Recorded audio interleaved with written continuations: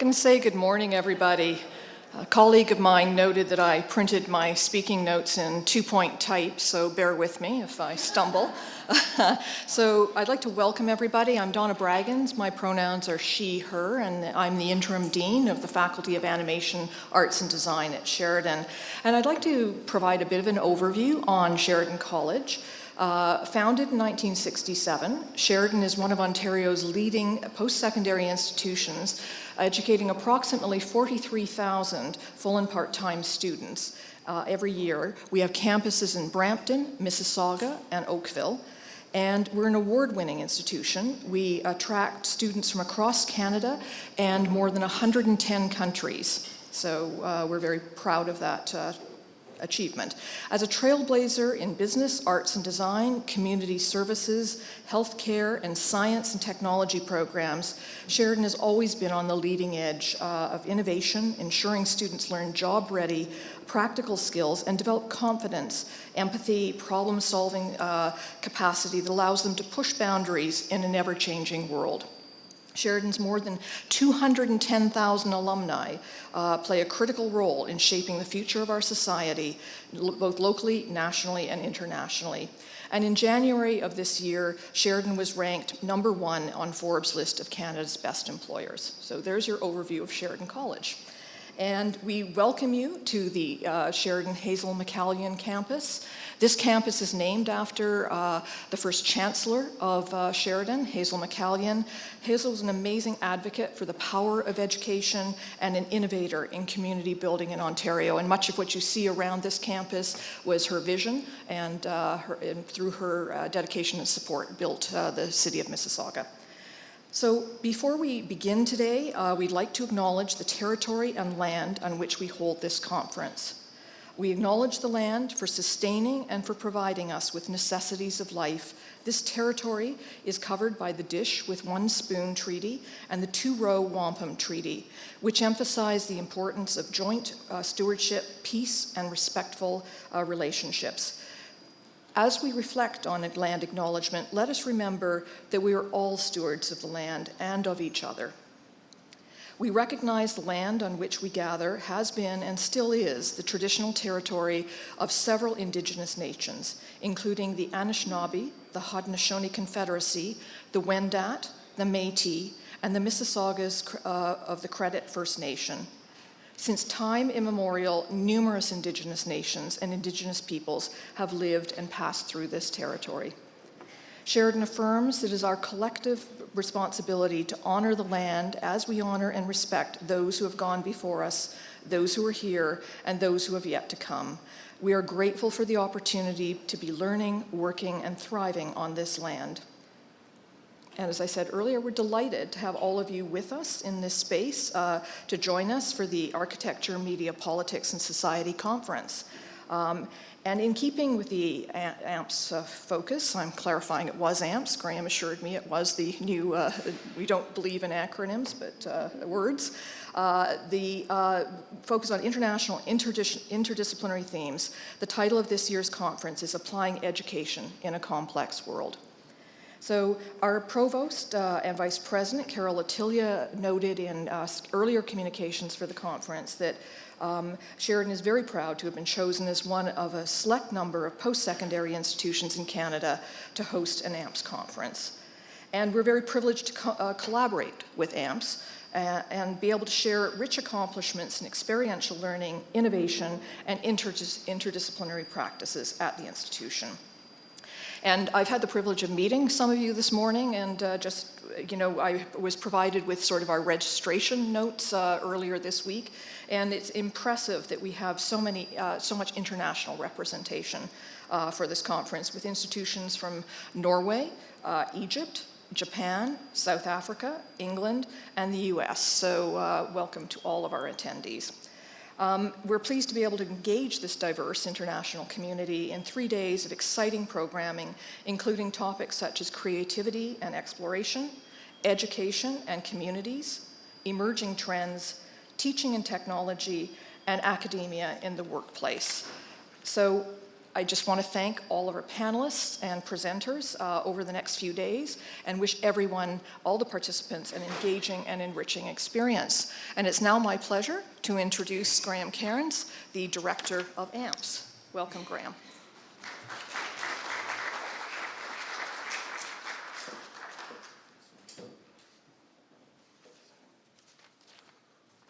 Okay, so thank you everybody for joining us. My name's Graham Cairns, and thank you very much, Donna, for the introduction. I'll be brief. I'm just going to give you a little bit of background to AMPS, maybe a little bit of the context and the logistics for the next couple of days. So I just want to extend those thank yous, first of all.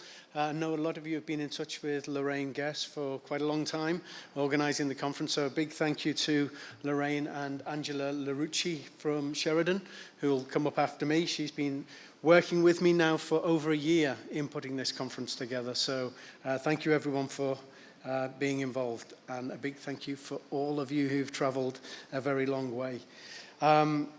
Okay, so when we first started our conversations about the event, we were talking about complexity in education, and one of the things that we spoke about quite early on, and it's something that is central to the way AMPS works, is the idea of interdisciplinarity.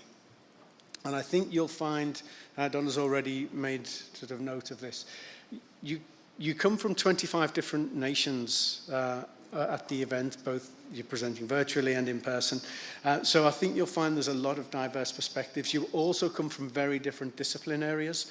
And so I'm really looking forward to quite a range, I should be talking directly to this, shouldn't I? Quite a range of conversations over the next few days. That's important to us as well. So the idea, and I'm just going to talk a little bit about AMPS from that interdisciplinary perspective. So we set up as AMPS, Architecture, Media, Politics, Society, and our first objective was to ensure that we had a dialogue across those disciplines. We were set up in the UK, but clearly we're operating internationally.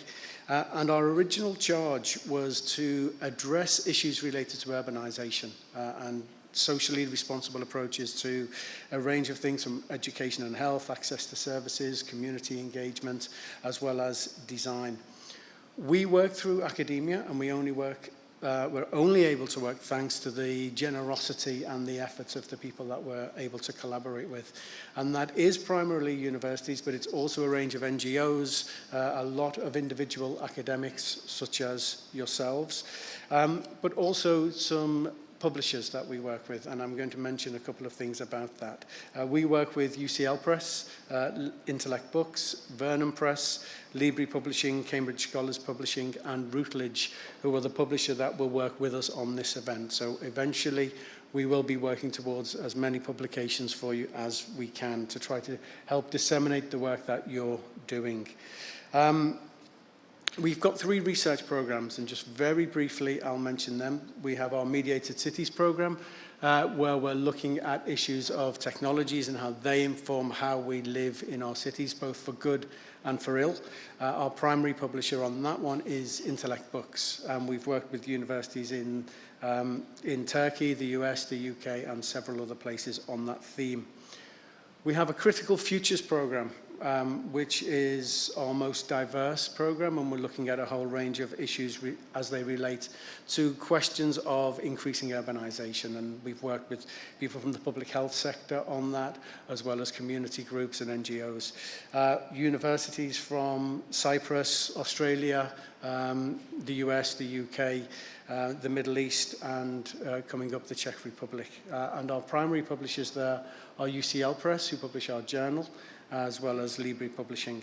And finally, we have our teaching and research program, which is the event under which this, the umbrella under which this event falls. And I've mentioned Routledge as our publisher. Again, universities in Germany, South Africa, the US, the UK, and Pakistan on that theme. And I just want to give a little bit of information for those of you who are planning on submitting a written paper after the event. We do ask you to submit those papers after the event. Now, the reason we do that is to give you the opportunity to get some feedback from the event that informs what you what you eventually write. You've all been asked to submit or invited to submit 3,000-word papers on your particular theme. All of those papers will be double-blind peer-reviewed. That review process is initially directed towards our proceedings publications, but it's also the process through which we will identify the papers that could work as full-length journal articles or chapters in any of the books that we're hoping to develop with Routledge after the event. So that's that sort of logistical process for you, and just an explanation as to why that comes after the event. Okay, a few more logistical things for you before I pass over to Angela.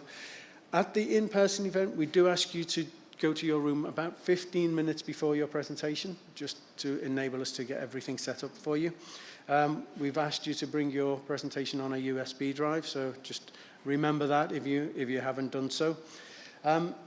We want to stress that we are interdisciplinary and we want to encourage a dialogue across those disciplines. So engaging fully in that Q&A that you will have at the end of your presentations is important. There's also one aspect of that we've noticed. It tends to work really well across disciplines. You know, you're here because you're interested in common themes, even though you do come from different disciplines. So we just want to encourage you to really engage in those conversations. Also, just stress that keep those conversations positive and sort of encouraging. There will be moments when you come from different disciplines where your terminology, your perspectives might even clash. But your intelligence and your goodwill will get you over those moments, and you'll actually, I'm sure you'll find you learn from them.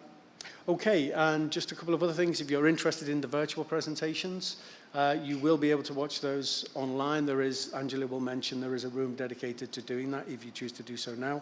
You will also be able to watch them all afterwards. And your presentations, with your permission, will be recorded, so they will be available for anyone who misses a presentation, or and available for the virtual presenters as well after the event. Okay, so one final thing.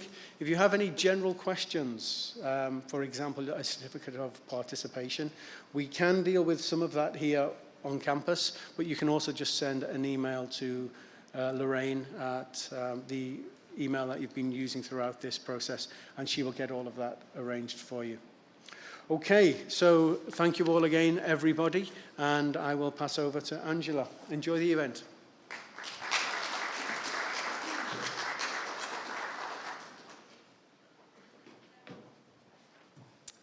Hi, everyone. My name is Angela Yarochi, and I'm a professor and coordinator here at Sheridan. I've been working, as Graham said, for about a year, helping to coordinate this wonderful conference. And of course, we had a great team behind us with, special events and our technologists and our wonderful student volunteers as well. So just want to give a big shout out and thank you to everyone who was on our team who helped to organize the conference.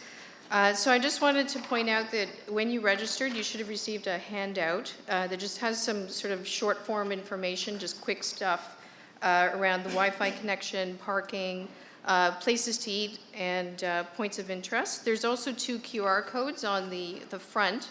One will take you to the online schedule for the in-person and virtual sessions. And then there's also a full conference guide available as a PDF that has this information and more. There's also maps of all the different floors in the building, in the B wing. So if you need to navigate that, you can also to ask any of our student volunteers for help in finding things. This is not my home campus, so I get a little confused myself when I'm here. On the back, there's also just a list of all the levels or the floors in the building and what's located there. So essentially today we're here in the B wing Commons for the wonderful keynote that's to follow. And then we're going to be going upstairs to the 5th floor where all the sessions are going to be taking place, the in-person sessions. So we're going to be in B530 and 532, which is the track 1 sessions, and then the B12 and B14, 514, sorry, those are in the track 2 sessions. And then the B534, and there's signage there as well to help you. That's just a room that's available if you want to tune into any of the virtual sessions on your own device. or laptop, that's a larger space that you can just sort of set up there and tune in if you'd like to. There's also catering upstairs on the 5th floor. There's snacks and beverages all day available for you in B552. And that room is just going to be open, and you can go in, and if you need a break or whatever, you can go in there. Yeah, and I think that's kind of it. I just want to mention, too, on level 2, we have the campus gallery. So if you have a break, it's wonderful to go check out the exhibition there. We also have an exhibition of our Sheridan Co-op and Work Integrated Learning Award winners. One of them is here today as a part of our panel. So we have amazing student accomplishments, which Matt's going to talk about. And then on the level 4, on the 4th floor, we have the Materials Connection Library, which is also open for you to explore. It's a really incredible resource that we have here at Sheridan. And there's also a material resource room that serves several of our programs. So you're welcome to just sort of wander around and experience the building as well. So that's it for my remarks. So I'm going to hand it over to Dr. Matt Rempel, who is our Director of Career Integrated Learning at Sheridan and also President of Seawell Canada. And he's going to moderate the panel for us, and he'll introduce our panelists. So over to Matt. Thank you so much, and have a wonderful day.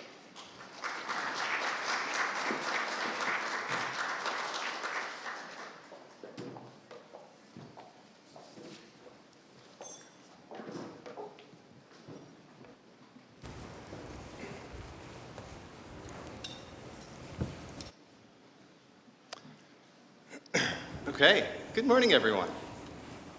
It's okay, you can say good morning back. We're having muffins and coffee together, so this is fantastic. Thank you again for joining us at Sheridan. I'm hearing that there are folks from different countries here. I'm not sure what time zone you're in or what time zone your body thinks you're in, but I hope that we can have a nice conversation today. What I was hoping to do is first off to thank Graham and Angela and Donna for inviting us to come and talk about something that we absolutely love.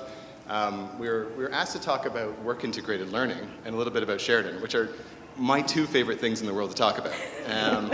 So, brace yourself. We're going to have a fun and riveting conversation. And I was allowed to invite some of the people that I adore, respect, and work with in various capacities, including a student that is one of the coolest students that I have a good chance to introduce and sort of have a conversation with. So, this is a big win, I hope, for everybody, and I appreciate that we've got a lot of different perspectives and different maybe awareness and experiences with work-integrated learning. So we're going to try to go at sort of the meta level. We're going to try to talk a little bit about trends in work-integrated learning in Canada, but also then dive in a little bit deeper into a discussion about different themes and elements of work-integrated learning. We may even tease ourselves and slip into experiential learning a little bit, but we've got some topic themes that I hope resonate for you. And then, of course, a little bit of time for questions and answers. And we've got an intimate group here, so I really hope that you engage with us and we can have a conversation that's meaningful for you. Does that sound all okay? Okay. So in terms of the flow of today's discussion, okay, the technology is working. Thanks, guys. What we're going to do is I'm going to do a little bit of an overview. So bear with me. I'm going to get excited. I'm going to talk about Seawell. I'm going to talk about work-integrated learning. And I'm going to share a little bit about the Sheridan approach to this work to set some context. And then we'll dive into the panel discussion. And the themes that I've selected that I hope, again, are meaningful for you, but again, feel free to ask questions, are around concepts and dimensions of quality. What is quality work-integrated learning? Obviously, we've gone through a global pandemic. There's been disruptions, and there's been changes in technology that impact our work. So we'll have a bit of a conversation on that. Inclusion, equity, diversity, and inclusion, and globalization are certainly themes that are impacting all of our work and have impacts for work-integrated learning. So I have an opportunity to speak to that. And then we're going to do a rapid-fire session, and our panel is going to talk about what we think the future of work-integrated learning looks like for all of us. And then we'll shift over to the Q&A section. So, who's our panel? Who are these amazing colleagues and students that I know that we've invited here? I'm going to introduce them real quick so you know who we have in the room. First is Akashdeep Singh. He is our student in the Honors Bachelor of Business Administration Accounting stream here at Sheridan. His pronouns are he and him. He's completed several co-op work terms with KPMG as a staff accountant, which is an incredibly difficult and coveted place to get a co-op. In addition to academic and professional studies, Akashdeep is also a student brand ambassador here at Sheridan. He's spoken to students from his home country in India and talked about what it's like studying in Canada and what it's like experiencing co-op in Canada. He's engaged on campus in many different ways as a student life coordinator, virtual connector. This is the type of student that does it all, and you wonder how. Does incredible academically, did incredible work at KPMG in his co-op, and then somehow finds time to give back to community and to fellow students here on campus. So Akashdeep, we're so thankful that you can be here with us. He's also an honorable mention for a national CWIL Co-op of Student of the Year award. The next panelist is Charlene Marion. So I've got the good pleasure of working with her for a few years now in my capacity at CWIL. She is our Executive Director of Cooperative Education, Work Integrated Learning Canada, with more than a decade of experience in higher education, including experiential education, co-op, academic advising, and student recruitment.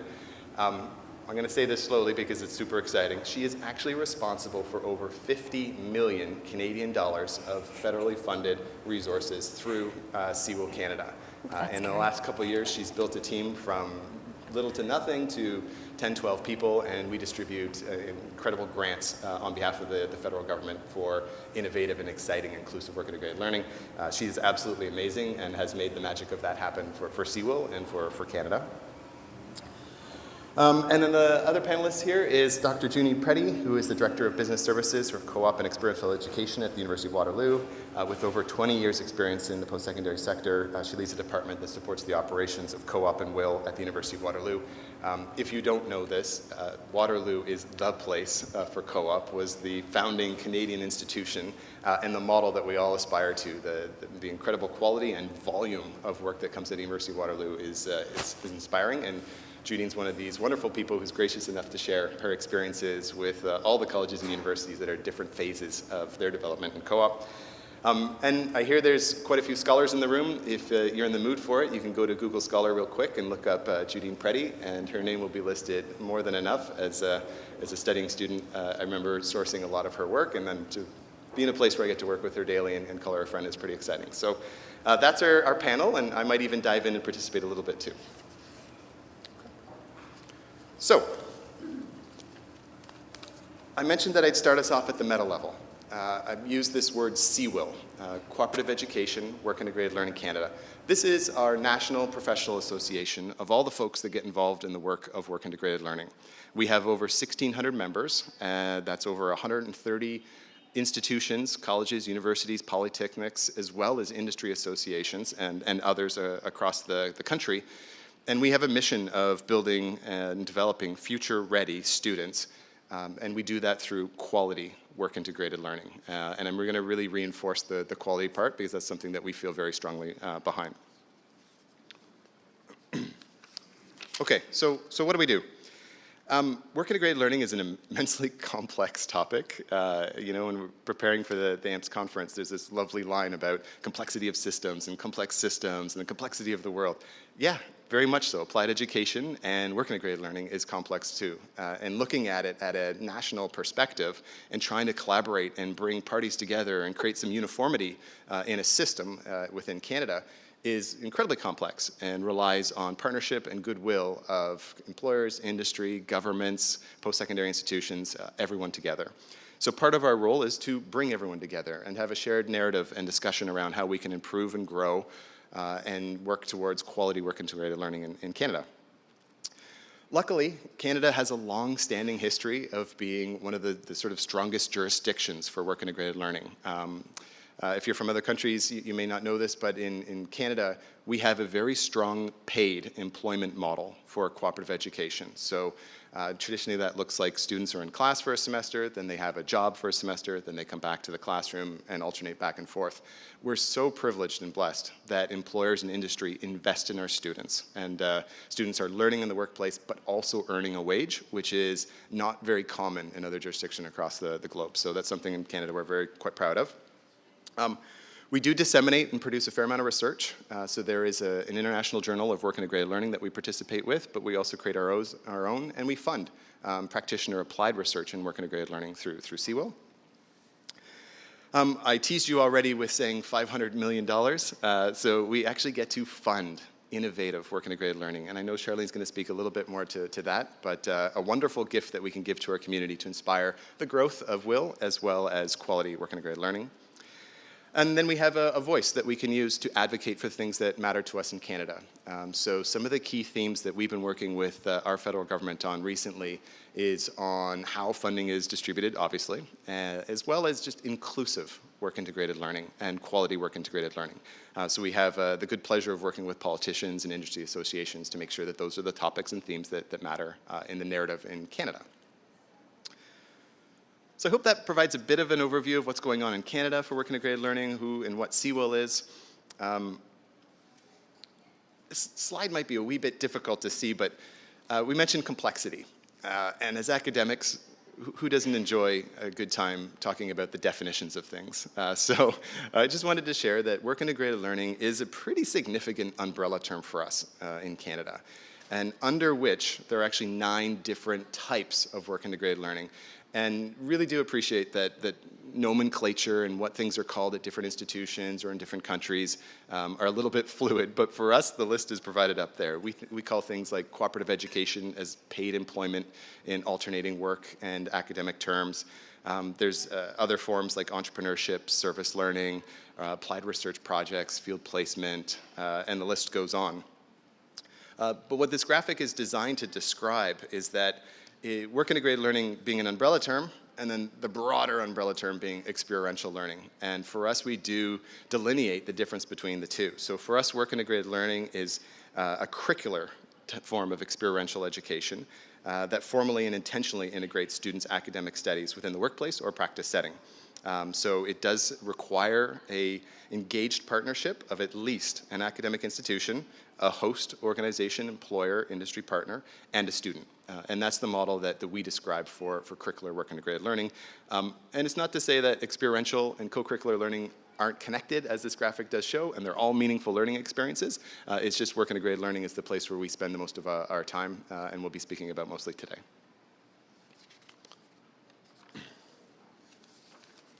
Okay, so we started off at the Canada level.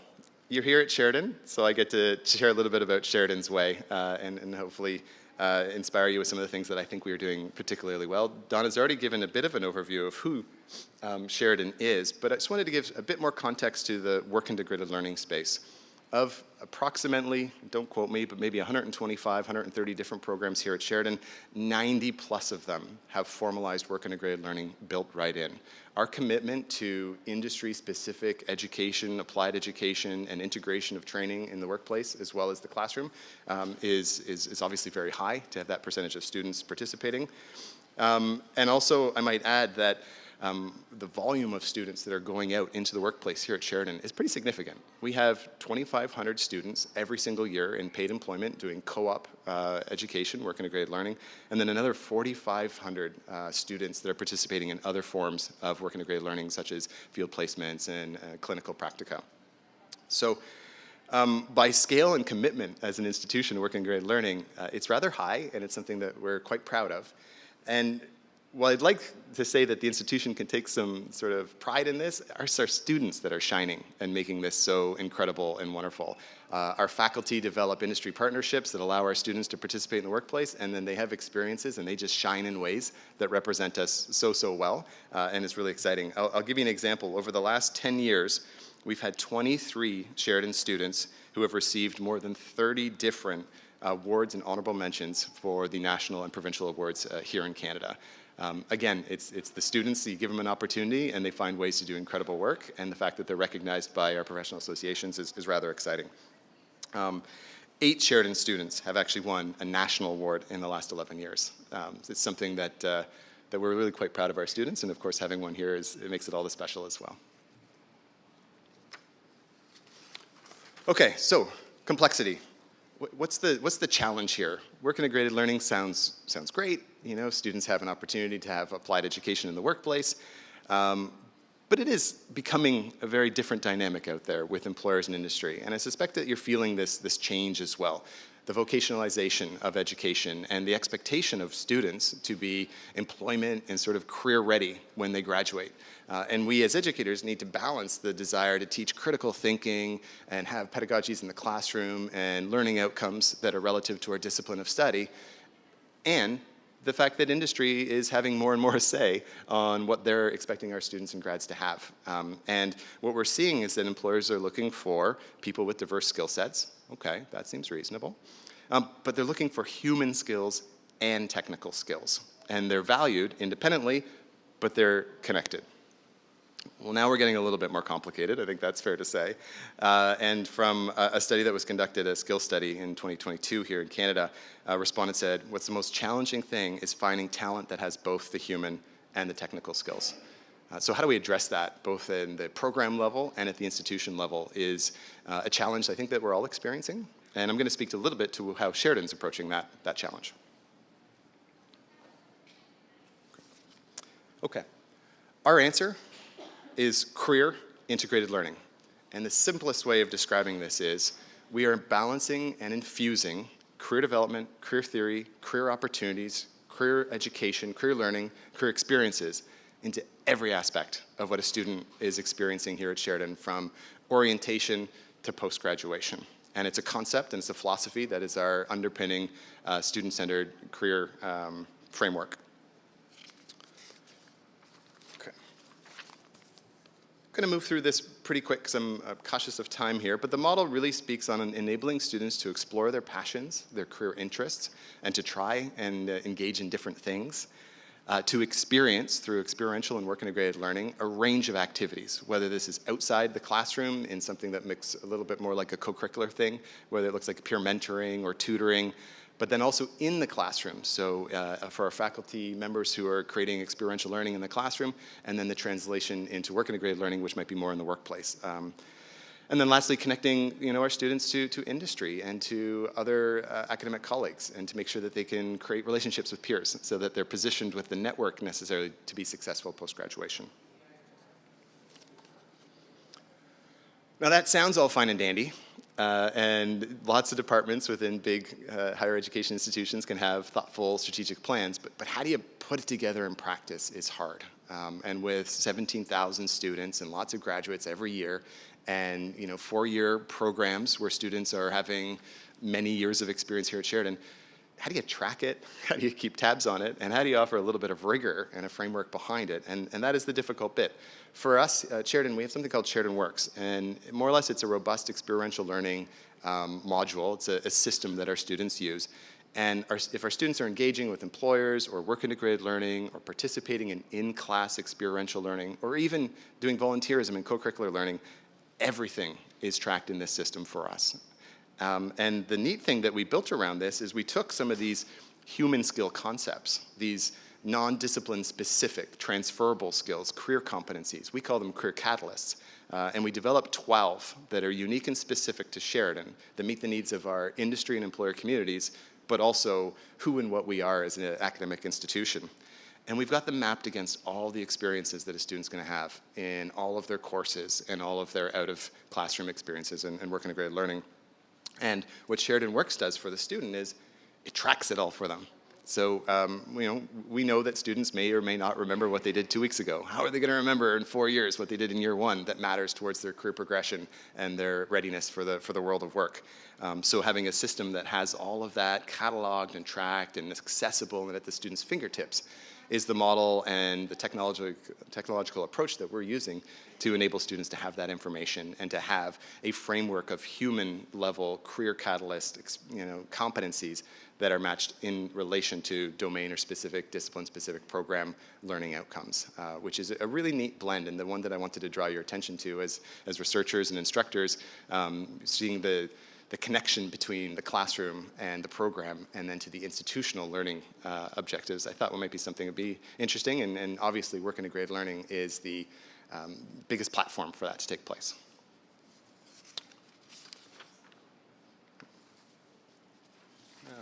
It's bit of an ugly slide, but that's kind of what it looks like from the student perspective. Every single experience has its name, what competencies the students practice, a little bit of a descriptor, and you can even export it directly into LinkedIn. So when students are looking to start looking for work, they have this at the fingertips. Okay. It's always encouraging when I see phones taking pictures of the slides. That's good news. I feel like we're engaged. Fantastic. Hey, so thank you for indulging me and sharing a little bit about how we're approaching things at Sheridan. I'm really keen now to hear from our panel and to get into a dialogue here. So we'll shift over to that part of the conversation. Okay. All right. And I'm going to stop standing now.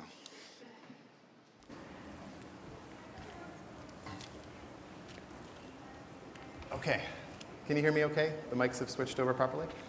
So, we are going to dive into themes of work integrated learning, and we're going to start with quality. This is something as academics, I'm sure we all care deeply about, and it's a complicated topic, and luckily we have a wonderful panelist, Judine, who's going to kick us off and describe a little bit about the quality frameworks and approaches to quality in work integrated learning that we have here. And I think you have a slide you'd like up? Yep. Judine, over to you. Okay. So there's a lot going on with this slide, but I thought, to Matt's point, the concept of quality and the concept of work integrated learning, the connection point between those is also complex. And so this is going to serve as a guide to walk through sort of a high-level way of how we might think about evaluating quality. I just want to start by saying that one of the aspects that's really important about this work to us, both in our institutions and collectively as CWIL, is that when there's a lot of money and attention from government bodies focused on the value and increasing a type of activity related to education, there can be a tendency towards box ticking and if I figure out what the bare minimum is to get that funding, then I can check the box and I can collect my money. And so attention is obviously a really good thing on something that we think is really important for students, for industry, for our government. But one of the things that I feel very proud of in CWIL's advocacy is that we're keeping quality as the center point. We are spending time talking about definitions, so that we can maintain that as we increase in Canada the number of students that are exposed and get opportunities in work integrated learning, we're ensuring that the outcomes the government had wanted and why they're investing in this model of education are actually achieved. So that's sort of the basis for why this is so important to us. Unpacking this picture, and I'm going to do a very high-level overview. Those of you who are interested, feel free to reach out to me or to search AAA framework. You'll find the full paper to dig into more deeply. But at a high level, there's two components to this. It's the 5 stakeholder groups that are noted in that center circle. So when we think about work integrated learning, obviously the student is a key, probably the center point if you had to put one in the center. Then you have around that, you have the educators that are building the programs for students to participate in. You have the institutions that are providing resources for those educators to incorporate work integrated learning. You have governments who are interested in the outcomes of work integrated learning and potentially funding, whether it's the industry partners or whether it's the academic institutions. And then a component that doesn't, as Matt pointed out, doesn't exist in the experiential education model necessarily is the partner. So who is the host, the organization, the community that is engaging with the student and the institution in providing these experiences? So that's one dimension of quality is the actors at play. And then what we've done in this framework is we've looked at three components: aims, actions, and achievements. We kept it simple, all A's to help it be memorable. And so what the framework unpacks is for each of those 5 stakeholder groups, what are their aims for participating in work integrated learning? What are the actions that they need to take in order to contribute to quality experiences? So every one of them has a role to play in ensuring the overall system of quality. And then what are the achievements? So outcomes would be another word, just doesn't start with A, so we went with achievements. But how are each of these parties benefiting by participating or by supporting work integrated learning? So Many of you may work with industry partners. That's hard work. It's time consuming. You need to maintain those and invest in those relationships. And that partner needs to be getting something out of the experience themselves in order to continue to sustain it. So there's lots of programs that are set up on the goodwill of, sure, I'll take a student this semester, but unless there's some actual tangible benefit, it becomes really hard to sustain those kinds of programs when there's cutbacks and so on. So part of what we look at in this quality framework is what are the aims of employers for participating or host organizations, and that's everything from infusion of the wonderful ideas and energy and enthusiasm that students will bring to they're building their talent pipelines, and they want to have an opportunity to sell themselves as an organization and to test out and see if the students that they're hiring are a good fit long-term for their organization. So that's sort of the nutshell of the AAA framework. It's about balance. So complex systems are about ensuring the various stakeholder groups' aims are being achieved, that they're coming to the table with the actions that are going to be beneficial to the system as a whole, and that then all 5 groups are achieving what they're looking for. There's sort of a star at the end of it, the star in the middle of the diagram, and that's about continuous improvement. So how are your programs building in the feedback loops to ensure that the aims are aligning with the actions? So that's sort of, in a nutshell, what we talk about when we talk about the AAA quality framework. Thanks. Thank you, Judine. So we've gone now national, institutional level, quality framework, theoretical model. I think it's appropriate to hear from a student now who's experienced work integrated learning, has participated in co-op. Akashdeep, can you please just give us an overview of your experiences and your co-ops, and then what you felt contributed to a quality work integrated learning experience? Yes, for sure. Just to give a background, my first co-op term was with KPMG as a staff accountant, and for many accounting students, like, it was a dream come true to get into one of the big 4 firms at such an early career stage.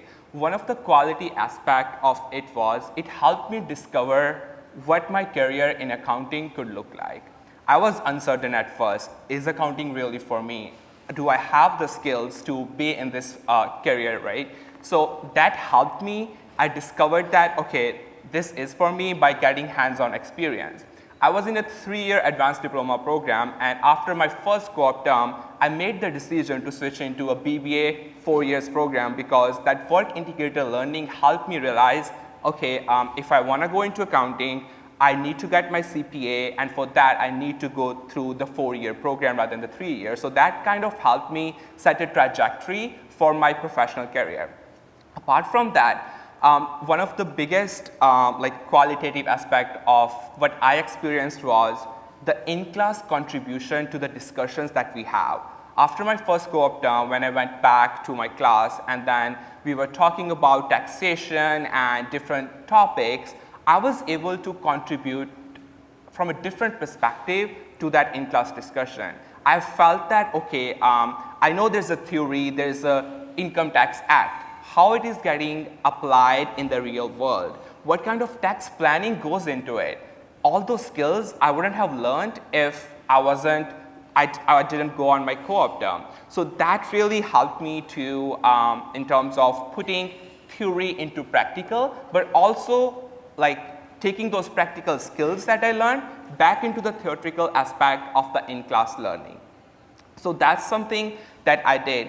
Other than that, I was initially drawn to a WIL program just because of the financial benefits associated to it, and that's a huge thing because in Canada, you get paid for your co-op or internships. And being an international student, that was one of the objectives why I was wanted to go into there. But when I went to a co-op program, I realized it was just not about the financial benefits. It helped me shape my profession. It helped me develop those professional and my interpersonal skills as well.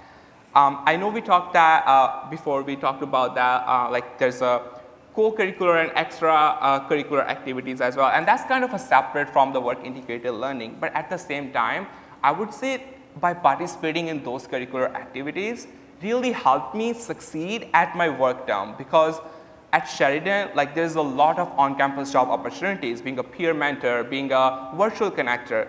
If a student is participating in those on-campus job opportunities, they are learning the skills, interpersonal skills, for example, communication, organizations, that can be transferred when they actually go on a co-op placement. So that helped me a lot in terms of a successful co-op placement that I had with KPMG, and as a result, I was offered for my other co-op terms, they offered me position, and they also asked me if I would like to join them as a part-time when I'm back to school. So right now, I'm also working part-time with them and also taking school as well. So that's been really helpful and in setting up my career in the field of accounting. I could listen to you talk all day. That's incredible. You know, that's it right there. You know, theory to practice, relevance of curriculum and learning, taking lived working experiences back into the class and having it inform your learning. I mean, that's the core of work integrated learning, and that's what we as educators are looking for. That's fantastic. And as I look at our AMPS model, I'm just going through the checklist, and you covered a lot of that, right? We sort of understood the students' aims and objectives and how that was a factor, both the income generation, but also the learning and the networking and skill development. As educators, we love it, you know, theory to practice and the capacity for enhancing dialogue in the classroom, obviously. From a governmental perspective, we want a skilled labor force of tomorrow, so students are getting the classroom and the real life work experience prior to graduation. Everybody's ticking off their boxes. One of the questions I wanted to follow up though is, you know, why was KPMG doing this? What did you give them that they benefited from? Yeah, for sure. Well, as an employer, they had certain expectations from me as well, like if I'm doing it right, they wanted to build a talent pool for themselves if I wanted to stay, and they succeeded in doing that. So they provided a very good environment for me to work. There was a lot of collaboration opportunities, there was a guidance, there was mentoring that was provided to me, and one thing that I loved the most as a co-op student was that they knew that I'm a student. They knew that I'm here to learn. They knew that I am still in that learning and development phase where I'm gonna have a lot of questions. I need somebody to answer those questions and to clarify my tasks and my responsibilities.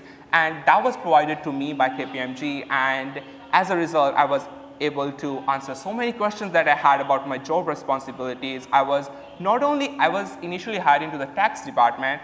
They provided me opportunities if I want to work on an audit engagement or an assurance engagement or something different, right? So as an employer, they wanted me to stay. They wanted me to build a long-term relationship with them. So that's something that I provided to them. That's incredible. And many employers do participate in work integrated learning for a talent pipeline, obviously. And it really works best when an employer does appreciate that our students are learners, as well as it's employment. They expect value from the work of their workers. And when those two things are blended so nicely, that's when you've got a really meaningful and quality work integrated learning experience. So thank you so much for sharing that experience. It's great. Any other comments on quality before we shift themes? Okay. Good. Okay. Sorry about the spacing and technology and disruption up there, but the technology just disrupted this. How's that? That's fitting, yes? We did on purpose. Yes. So I just want to lay the groundwork here. So we've got a panel of folks. We've got college representative, university representative, industry, professional association representative, and a student. We're all connected to CWIL by design and colleagues and friends. So as president, incoming president, executive director, and award winner from CWIL, that's how we all have a bit of a sense of the Canadian landscape. And in the last few years, our federal government has been investing heavily in the growth of work integrated learning, and not directly through post-secondary, but through industry.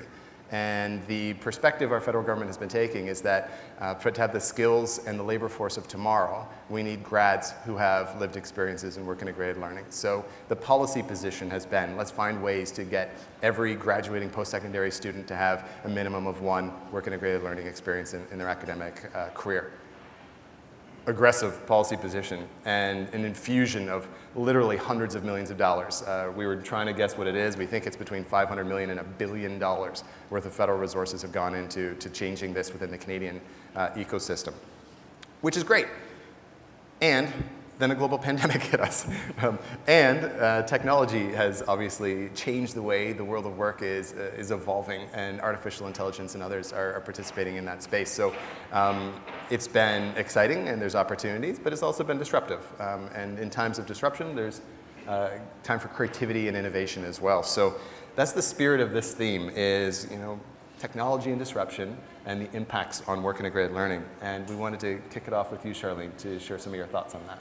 Absolutely. So I think we all know how COVID-19 has impacted education, and sort of when our institutions shut down and we had to go online, particularly that was the case in Canada. What happened to work integrated learning in that case? And I know Judine's probably going to chat a little bit more about some of the pulse data that we've been collecting at CWIL Canada, but what we've seen is some really innovative practices that have come out from institutions. And so implementing virtual reality into work integrated learning, because virtual reality on its own is experiential, but not necessarily work integrated learning. Because how do you bring in that partner, that host organization? So what we were seeing in high contact industries such as hotels, such as nursing, counseling, anything that had or required a direct contact with the public, we couldn't do that during COVID-19. So what we've seen is using virtual reality, but really bringing in the perspective of the host organization to monitor, give feedback, and be co-educators in this space. So that's something that we've seen happen during COVID, but now is sticking around because it is also increasing access for students. Students who are immunocompromised, having that ability to have alternative learning through work integrated learning is something that's been really exciting.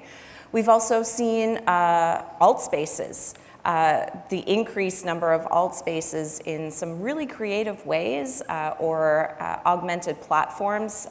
One of the things we've seen in nursing particularly is we know the strain on the healthcare system that's been happening in Canada, and there are a lot of nurse learners, nursing students that are doing work integrated learning, and it does add a pressure on the current nurses who are there and supervising. So we've seen some innovative platforms and use of technology for students to be able to solidify their learning, connect with their supervisors, but on an online platform, doing case studies, receiving feedback by using technology.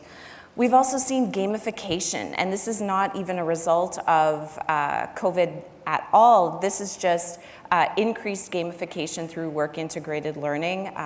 We've seen something really interesting out of our colleagues at George Brown College and McMaster, where they've created a game for students it's called Cells at War.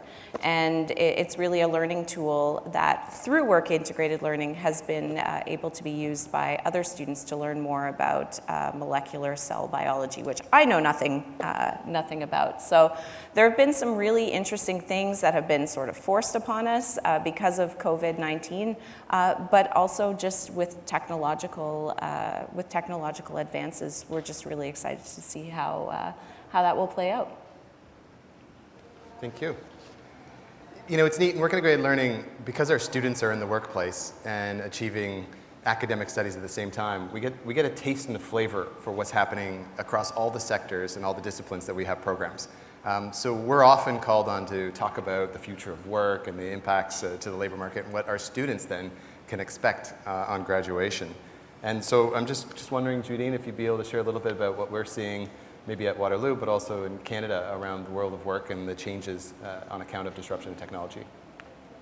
Yeah, absolutely. And I think one of the comments Charlene made was around how COVID sort of forced us to think about our work differently, forced us to think about the communities that we belonged to in a different way. And I want to highlight how valuable it has been for me in my career, and I think I speak for the others here, to have a network of people that maybe aren't at your institution, but like those gathered here today, have found ways to connect and learn from others around the world. And so CWIL really did find a way to connect its community. There were regular chats where people would check in to say, how are things going? It was changing by the minute as far as whether students could be in workplaces or couldn't.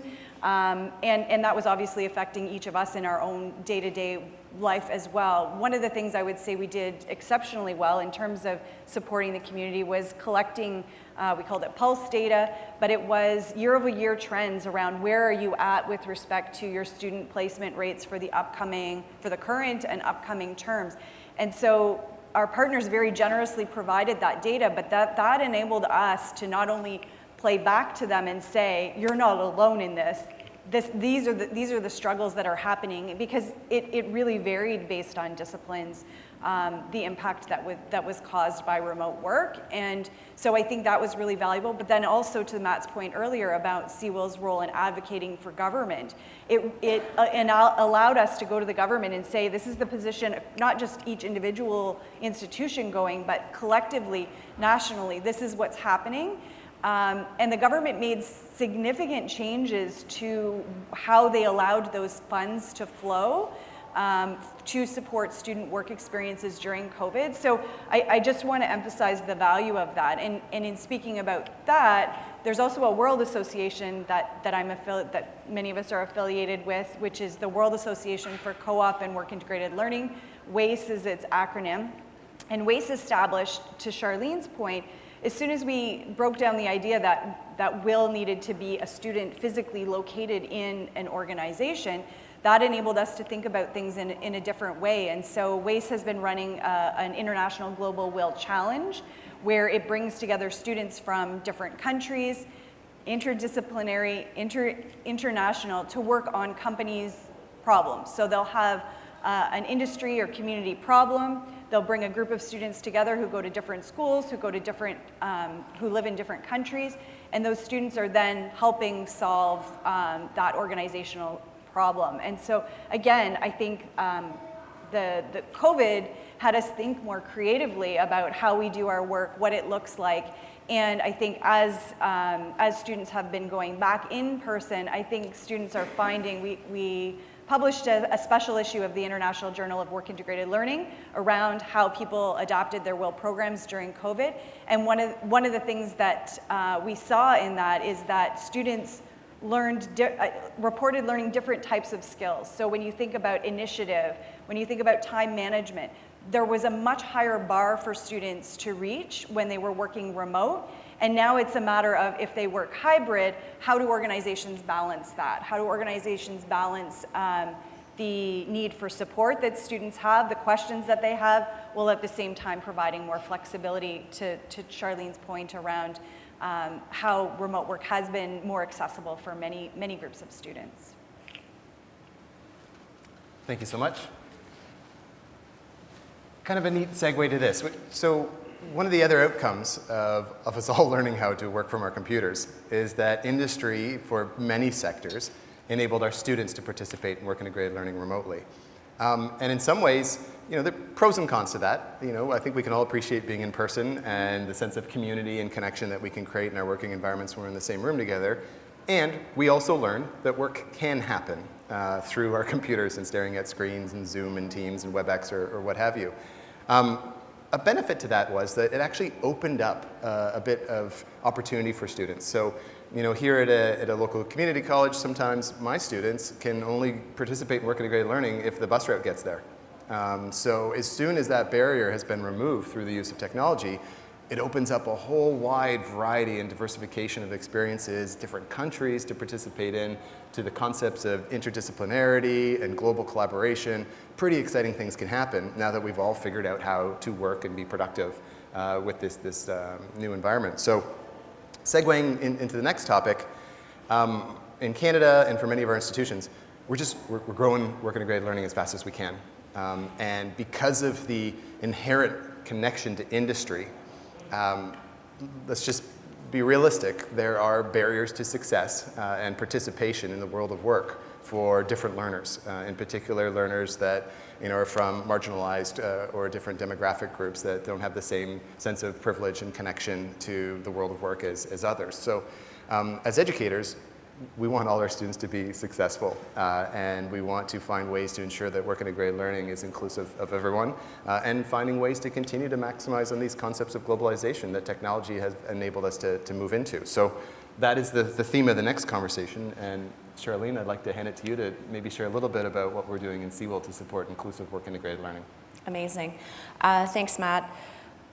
Matt alluded to a significant government investment in Canada in work integrated learning. And so this is across ministries and across different types of organizations. And so we have seen two sort of main streams, and it is all rooted in inclusion, equity, diversity, and inclusion. And so one of the big pieces that CWIL has been really fortunate to work on and have received thus far $50 million from the Government of Canada is around our innovation hub, which we lovingly call the iHub. Essentially, the iHub is really meant to support students from equity-deserving groups to increase access and remove barriers. And this is particularly, and this is where the little bit of nuance piece is around traditionally unpaid forms of work integrated learning. So we're talking about service learning, community engaged learning, industry and community projects, entrepreneurial work integrated learning, clinical placements that are very long but most often not paid. So we've seen significant barriers for students. And these types of, I'll call them bursaries or stipends, they're not huge. They're about a maximum of $2,000 per student. But the feedback that we're getting from students, and we've been able to support over 70% of the participants of the iHub that we've funded are identifying from at least one equity deserving group. And what they're telling us are things like, I don't now have to choose between paying my rent or my bus pass to go to my clinical work term. So it's little things, right? So we're talking about food stipends, transportation, parking, PPE, so in healthcare. All of these types of things are making a difference. We're also funding things like laptops, the Fire Sticks for internet in rural and remote areas where internet access is not possible. We're funding professional clothing for students who are doing work terms in industry and might not have access to that. So it really is about removing barriers and allowing students to feel like they can have success in their WIL experiences. Another piece of this funding, though, has also gone to support cooperative education. And this funding is going directly to small business or to industry and community organizations. It's called the Student Work Placement Program. We call it SWIP. And this is where between $5,000 and $7,000 is given to a business who hires a student for a co-op work term. And we've seen huge benefits from there as well. And this is where it ties back into the labor market, right? When we look back at Junine's, AAA quality framework, what are the aims? Well, companies need labor. And I don't know what country you're from, but in Canada, we have a very severe labor shortage right now. So anything that the government can do to support that. And so that is another sort of EDI focused initiative and funding that we're seeing. Some of the trends at our institutions, but also at CWIL that we're seeing from an EDI perspective, we're currently in the process of creating a certification and also updating our accreditation for cooperative education. And that's really grounded in EDI. It's a student-centered approach. What do students need? What does the community and industry partners need? Built on relationships, which is really fundamental when we think about the basis of equity, diversity, and inclusion. It's really serving those stakeholders that are in that AAA model. So that's something that's exciting that we're really proud to be launching upcoming in the fall. The last piece that I'll say is building on that student-centered piece. Some of the programs that we've been supporting through our Innovation Hub have been bursary based. And what I really thoroughly enjoy about the bursary base is we're letting students decide what they need the money for. We're not prescribing, you need to use it on transportation, you need to use it on, X, Y, or Z. We're just saying, here, we recognize the work that you're doing is valuable and contributing to society and to our economy. We also know that it's not always easy being a student. So do what you will. Use it as you see fit, and we've seen an increase in bursary programs. I'll give a little shout out to Sheridan, who has just distributed $500,000 in bursaries this past semester to equity deserving students here to remove barriers. So really exciting time, and we feel really fortunate that we have a government that is supporting of work integrated learning and removing barriers for students. One of the things I might add to that is, from the lens of educators, work-integrated learning can be a mechanism of social change. We want industry and labor markets to be inclusive of all workers and all equity-deserving groups. And we have this window to influence industry. It's not just them influencing our curriculum and our programs and our learning outcomes. It's also our capacity to remove barriers and demonstrate the inherent value of having a diversity of skill sets and individual within the workplace, and typically a low-risk environment through work-integrated learning. This isn't a permanent hire, but through our students and through our advocacy and capacity as educators to create those as meaningful experiences, I believe that we can actually shift industry in a really positive and more inclusive way. And we're doing that nationally through our association, but I encourage us all to think about how we can do that and make a societal change towards a more inclusive labor market, a more inclusive society, and using work-integrated learning as the mechanism to have industry respond to it. So pretty exciting work for us. Now, the next thing I want to talk about is we're also experiencing a lot of international students in our academic institutions, and Akashdeep is an example of this. We're all probably scrambling to a certain degree to figure out how we can best support our international students, and just wanted to have an opportunity to hear a little bit more about Akashdeep's lived experience here as an international student. From my perspective, I can't think of anything that's more courageous than picking up and leaving home and network and family and engaging in study in a country that's not your home country. So just making that choice and having the courage to do it, and then being as successful as you have, is incredible. So what can you share with our delegates here from your experience about being an international student and what worked for you? Yeah, for sure. Firstly, a huge thanks to the Canadian government, first of all, for removing those barriers and allowing a student who is from a different part of the world to come here not only to study, to gain that education, but also gain the work experience in Canada. And as we were talking about removing barriers, and that was firstly a huge step in itself, that as an international student, I was given the equal opportunities to gain the same type of work experience that all other domestic students are getting. And coming from a different country, and to study and then to work in this different country, there comes a cultural shock as well. When you go to, when I went to KPMG, and it was hard for me to adjust at first to the work environment because things work differently in a different country, and here things work differently. So that was one of the challenges that I faced at the beginning.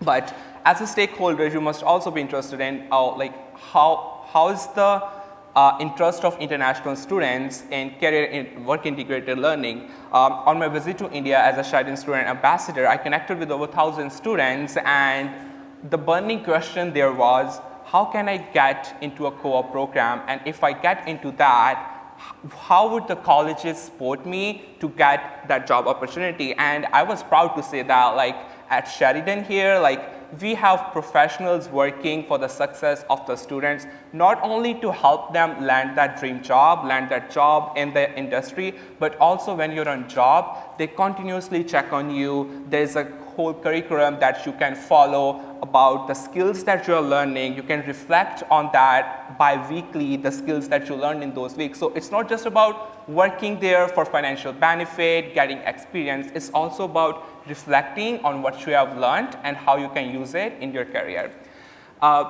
Other thing as an international student that I experienced was definitely there's a lot of benefits, but there's a lot of challenges too when it comes to work integrated learning. And not speaking on just my experience, but also from different friends and colleagues that I worked with who were international students, one of the challenges is that the recognition of prior work experience, right? In most of the professions, that work experience doesn't get recognized. So they kind of have to start from the beginning.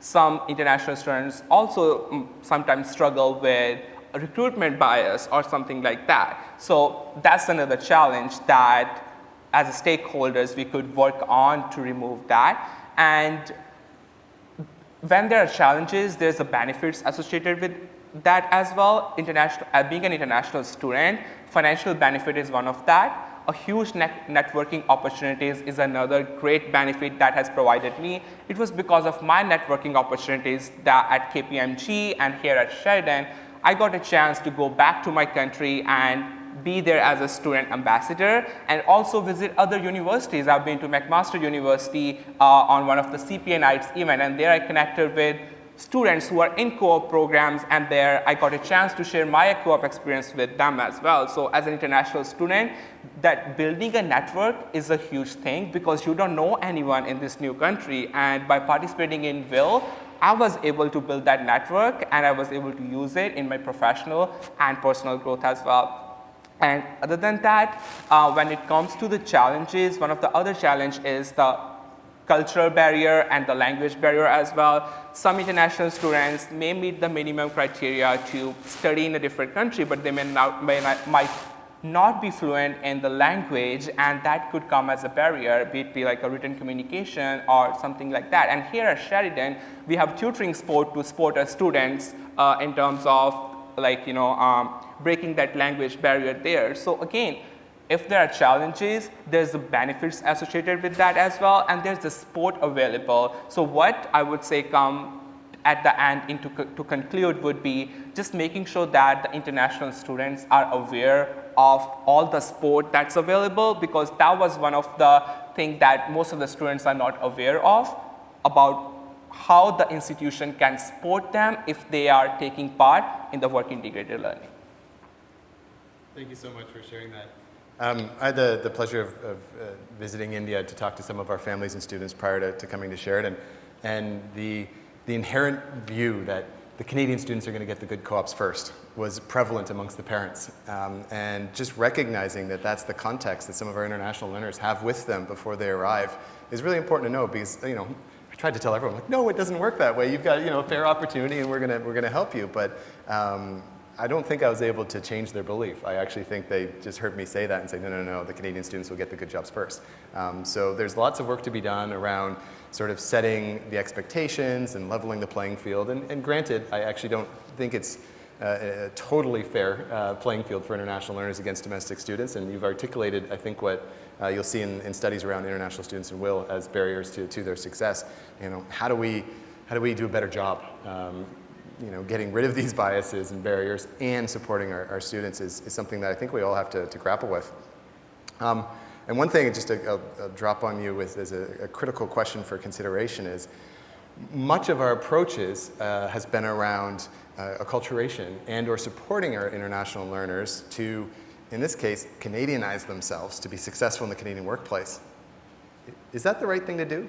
Or maybe it's time to start thinking about evolving our workplaces to be inclusive of folks from different countries and different backgrounds, and not just assimilate into what is comfortable and normal for us. So I know that's something that I'm particularly passionate about, and it's something that we can actually have impact on as educators participating in work integrated learning. So I'll leave that with you for food for thought.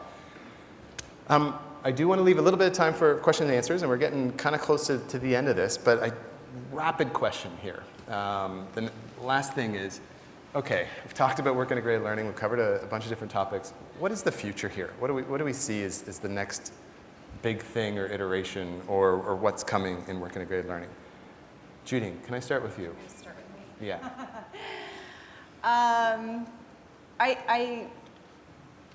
I think what we're going to see is a continuation of, if I think of the way in which work-integrated learning had progressed, I feel like it was a stepwise function when we hit COVID and things changed dramatically. And I think that is going to continue. We are going to need to continue to adapt with the workplace environment and our student needs, and both of those things I think are changing significantly in the coming years.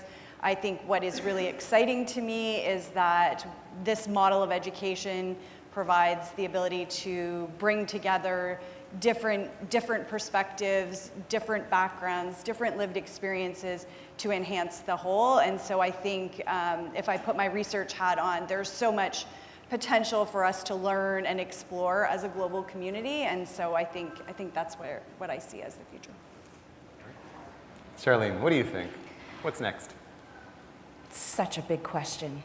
So two main things that I'm hopeful for in the future of work-integrated learning is that as institutions and educators and industry and community, we're going to take a student-centered approach to what we're doing. We're going to co-create programs with students and leverage the student voice, particularly students who are not currently at the table or who don't have as strong of a voice. So that's really where I think we're moving. I think where institutions are moving. So bringing more diverse voices to the table, particularly that of students. And then the other piece, the future of work-integrated learning, I hope, there's going to be continued significant and most importantly permanent funding from both federal and provincial governments in Canada to support work-integrated learning, particularly industry and community in being able to give students quality work experiences. So the second one is more of a hope, but I think that's the direction that we're going given all of the feedback that we're getting, as well as federal budgets that have been coming out. So those are sort of hopeful, future of will. You know, it's a funny thing. At the meta level, we have a supply and demand issue, right? We have academic institutions are being inspired by students to have more work-integrated learning. Governments are expecting it. Institutions want it. So we have more and more students that need to be in the workplace. And granted, in Canada, we're in a place of privilege where we've got investment that's supporting it.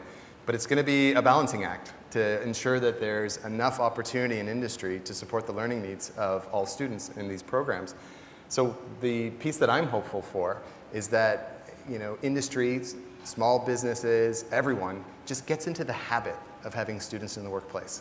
That it's not a one-time thing or a project gig, but it's normalized so that we have enough sort of quality, resourced, appropriate supervision, work-integrated learning experiences so that we can put all of our students into these really meaningful and incredible experiences. So that's the hope that I see, is that as a society we just sort of shift into a model where it's normalized and we can hopefully use it as a way to inspire some social evolution as well. So with that, thank you panelists. That's the end of the formal Q&A part of this. I've been watching your faces, and some people are taking notes and smiling, nodding, so thank you for engaging with us. It makes us feel like we're maybe saying things that matter, but hey, maybe we didn't. So what's on your mind? We have time for questions and answers. I don't know if our friends in the back, I think they have a microphone they can pass around. Yep, thank you. We've got about 10 minutes more in this session, so feel welcome. What's on your mind? What did we say that confused or inspired you? Or please. I think we're going to use the microphone because we're recording and want the audio for our virtual viewers. Thank you. Can I be cheeky and ask a couple of questions? There we go. Can I be cheeky and ask a couple of questions? First of all, at a risk of looking like the naive Brit in the room, do students in Canada pay for their education at this level? They do. Okay, Yeah, I was just trying to get some context into that. Okay. Can I then ask, how do you pair your students with industry on this scheme? So I'll repeat the question was around, do students pay for work-integrated learning? And the answer is yes, because in Canada it's curricular, meaning that students are getting academic credit for completion of the WIL experiences, so they're paying tuition. And that's how that's built in. The next question is, how do you pay the students for doing the work-integrated learning? It depends on the work integrated learning type. In Canada, we call it co-op when it's work experience, which means the employer pays the wages of the student. Sorry, it was how do you pair the student, not Pair. pay. How do you Oh, pair the pardon me. student with the industry? Yeah, well, that's another complicated question, and it's different. Yeah, sorry. Go for the first one if you want. Do you want to take it? Sure, Go ahead. I can take it. There's quite a range based on the type of will in the way in which the student and the partner are matched.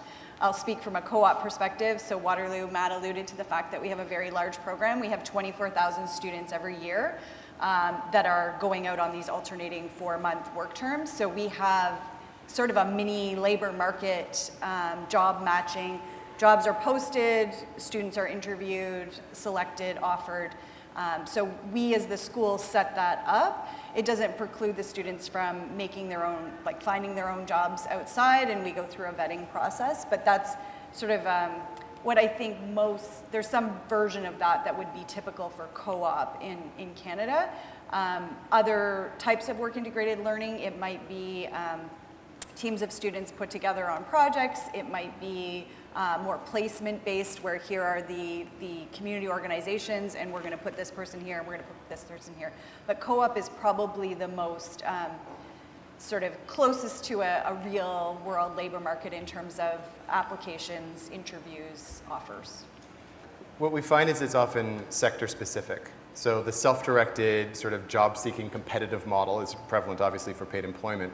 But other program areas that industry just works differently. So for instance, like early childhood education, the school boards will have slots available for a certain number of students to be placed through their model. So they've structured how school boards take in educators in that space. So those students don't really get a chance or a choice. They get placed, for lack of a better word. Some programs, it's a bit of a hybrid. Some students will be told where they're going, some get to share where they're interested in going, and some are obligated to go out and convince a potential host that they're the right fit for their field placement in that environment. Again, typically driven by industry, which is why there's 9 different types of work integrated learning, and that they have different attributes and different approaches to securing or pairing for the work integrated learning. Thank you for the questions. Anyone else?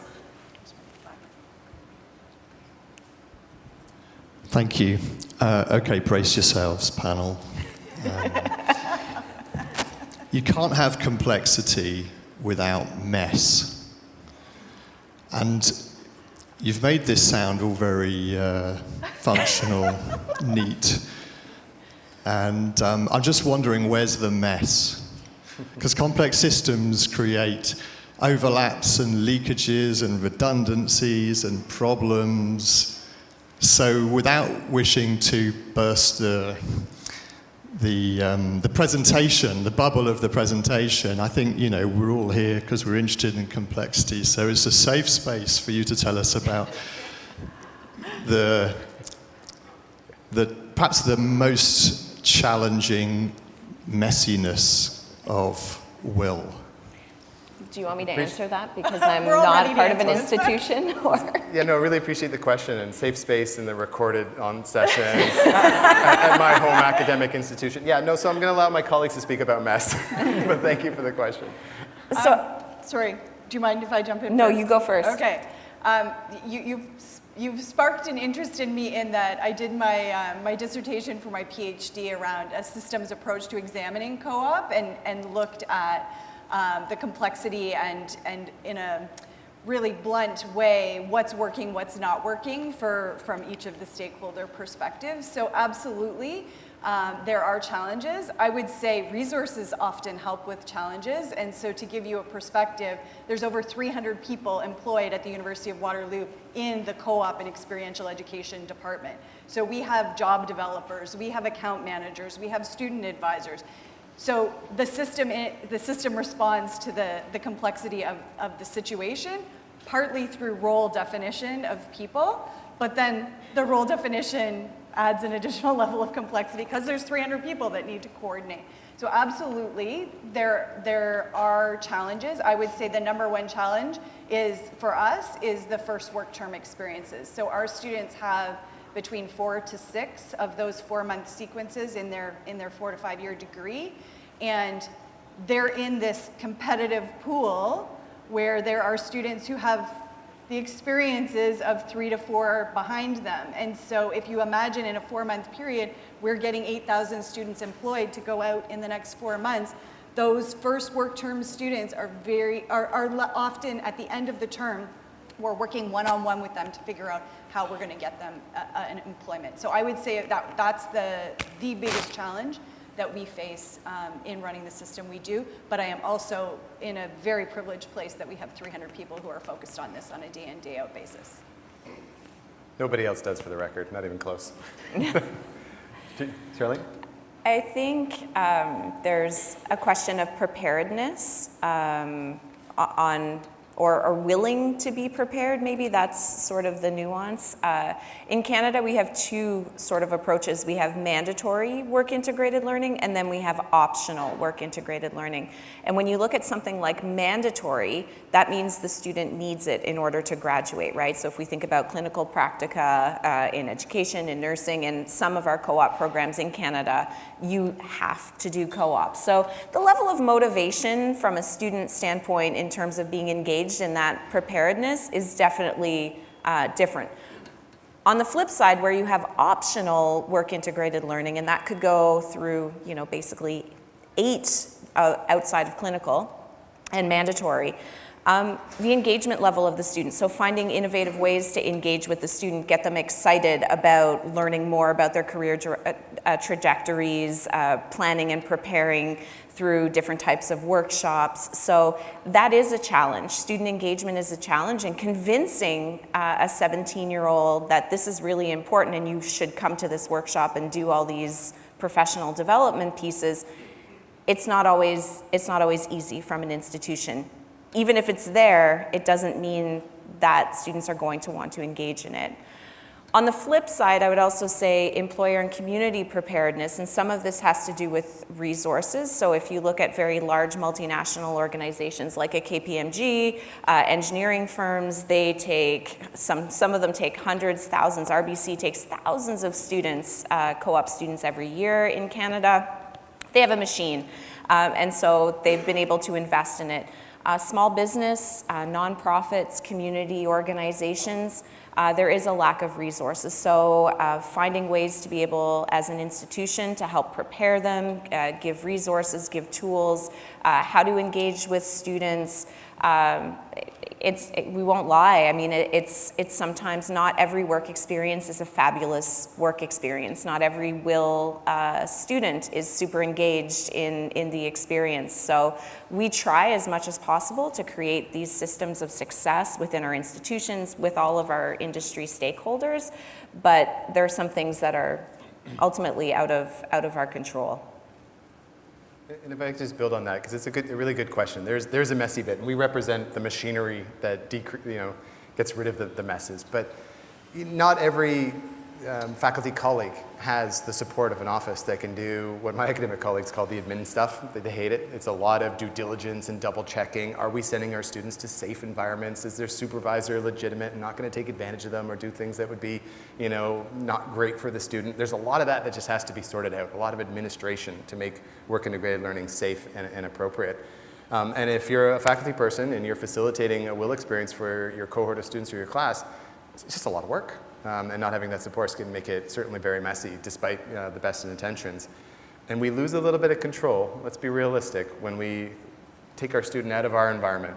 We take them off campus, we take them out of the class where we have influence over the learning environment and the learning outcomes and the pedagogy, and then we dump them in industry and we hope for the best. In industry, sometimes great, and sometimes they need a little bit of a learning curve that we can support them with as well. And that is the messy bit of work integrated learning. And to the pros and cons of it, sometimes that messiness is actually what students need.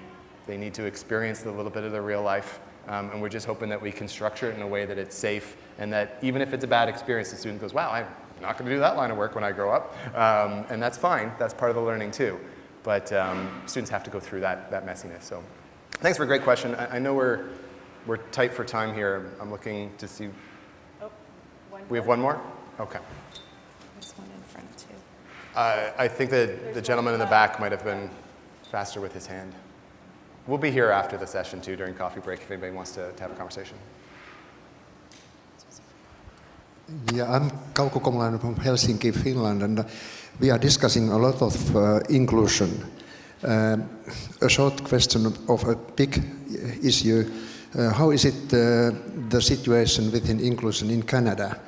Are you discussing a lot of, or is everything going well already? It's a great question, and we've probably all experienced it in different ways from our line of work. Does anybody want to tackle their opinion on this? I think the work never ends with respect to equity, diversity, and inclusion. I think there's always work to be done. Is it perfect in Canada? No, not at all. There's still a lot of work to be done. What we do see, though, are increased resources going towards training and development, even just career development, career paths, and amplifying voices of those from equity-deserving groups. So I think there are things that are happening here in our country, in our institutions, in our organizations that are conversations that we weren't having necessarily 10 years ago. So I think that's definitely a positive place, but the work is ongoing for sure. So I don't know if that was maybe a cop-out answer, but. Let me offer something that I'm inspired and passionate about. Industry wants our grads, and they come to our campuses and they recruit, and they want our students to do work integrated learning. And our student body has a social conscience. They care about diversity, equity, and inclusion. And they make it really clear that if I'm going to work for your company, or if I'm going to go do my co-op or my will experience with you, you need to show me how your values are evolving to be more inclusive in the workplace, to a breadth of diversity and culture. And it's a neat thing to watch when the students actually have a collective voice and influence on how business operates. Because if they want a strong talent pipeline, and they want the best graduates that are going to fill in the gaps that they have in their labor market, they do need to evolve their style, their approach, and their presentation, and how they conduct themselves in ways that will inspire students to want to go and work for them. So yes, it's not perfect, and Canada does have work to do. The fact that we as educators can do our best for advocacy, for inclusion, I think we're all committed to that. I think everyone that I work with in Canada that works in the will space believes strongly in this. But then having the students push the agenda with their voice and their willingness to say, no, I'm not going to go do my will at your organization because your culture doesn't match my values and doesn't respect diversity and inclusion in the way that's important to me. Go, do it, students. Bravo, and we will support you. That's incredible because they can inspire change. You got a wee little one? I don't know where our conference organizers are. Are we okay? I thought I had until 10:45, so I don't want to derail your day. One more, or no? Yeah. Okay. Okay. Okay, thank you. So it is, I'm going to make it a wee one because I'm going to ask for maybe one or two ideas from the nice gentleman in the middle here. So when it comes to like the messiness, part of it obviously is acculturation. And my question for you is, what would be your advice to an international student coming to Canada to acculturate more effectively? And secondly, what are one or two ideas that Canada here could do to support you better? That's a really good question. And to answer that, what a student can do to to be more adopt to that culture would be first, when you are here, you're at an educational institution. Engage with the students who are from here, engage with the domestic students, attend the events that your educational institution is organizing, and a lot of employers organize workshops. They have different platforms which you can go to, which you can participate in, and that kind of gives you a sense of what that work culture is going to look like, what you need to learn to adapt to that work culture. So that's something that they can do. And just have an open mind to be respectful of other cultures and take pride in your own culture as well. And I think that's the most important thing when we are learning something new and a different culture. And as a Canada, or in Canada or as an educational institution, what they can do is, I know a lot of institutions celebrate the diversity of their students, because that diverse group brings a lot of unique skills to the table, and employers also appreciate that as well, because they know if a student is coming from India, another co-op student is from Japan or China, they're going to bring different skill set. They're going to bring different perspective to the table. So what they can support to make sure that those students are feeling comfortable to being themselves and be who they are is something that they can do. And maybe like organizing cultural fairs on campus just to influence, just to learn from each other, learn from different cultures. We have an amazing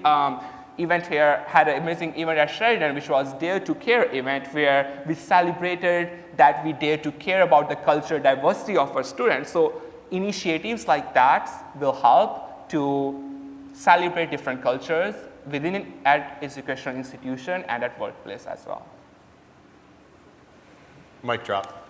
That's the way to end a session, with great advice from a student who nailed it so perfectly. So thank you to my fellow colleagues and panelists. Really appreciate your time and energy. I hope we had an engaging and meaningful discussion for you all. We'll be around for the next little bit, probably grabbing on to a muffin if we can.